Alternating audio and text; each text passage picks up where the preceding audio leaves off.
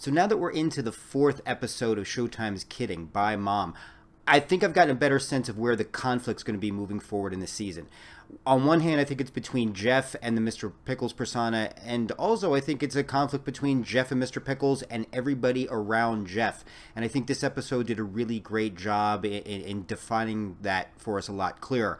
Let me take a look at the two, and we're going to touch upon some aspects of the episode, and you'll see why I thought this was a really quality episode. First, let's look at the Jeff Pickles aspect. And while I start off by saying it's a conflict, in this episode, I think we start seeing aspects where Jeff is blending some of the Pickles aspect into his life and vice versa. And again, a couple of the examples. From the Pickles aspect, there was the hopeful optimism that turned out to be true that Jeff had. Vivian, for example, her phone was broken. You know, we do see that he does get the phone message, though. On a side note, it would be really screwed up if he was just imagining that message, but I digress. But I thought that was a very interesting aspect. The idea about the truck driver, and we find out as Jeff is going through the issues of checking to see if his phone is working because he hasn't got a text from Vivian. Will finds out that Jeff has been supporting the truck driver who hurt his back, the one who blew through the light accidentally because of the malfunction, ended up killing Phil. And Jeff felt obligated because the truck driver got hurt. The truck driver's got a daughter, and again, I think it's a sense of closure in the sense that Jeff has accepted this idea of like it wasn't anybody's fault. There's nobody to be punished, and as he emphasized to Jill, not even yourself should you be punishing you. So I thought there was a really nice aspect there. The part about Will and the magic, as cynical and as much as he turns his nose up at what his dad wants, we see that Will has started to take a little bit to the magic. And there's even the great scene at the end where we see a reference, and you've seen it in the preview, where Jeff is concerned about what the show can do, and they reference about the barrel and going down the waterfall, and we see an incident about a young man who did it in 1992. There's just a beautiful little scene at the end, fanciful or not, where we see that he did the barrel jump and lived with his dog and with the parachute and went flying away. And I thought of Radio Flyer for some reason when I saw that. But I thought those are the aspects that I thought really were Pickle-esque that blended into Jeff's life.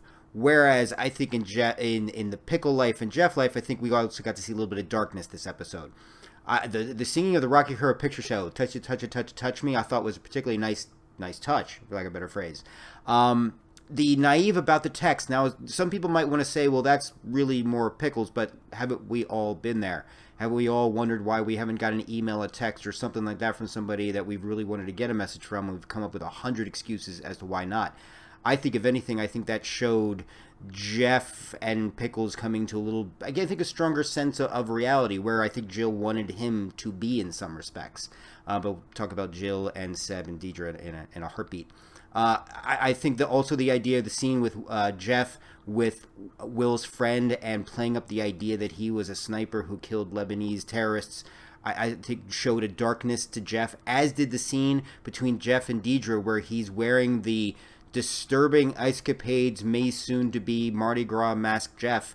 There was a disturbance there in the reference to the RoboCop scene, and how it was almost a not so subtle warning to Deidre that, again, I think we see a control factor, a cooperation between the two halves of Jeff that are starting to come together. My hope is they start to come together in time, because it's the other aspect, and I thought we saw a lot of this in play.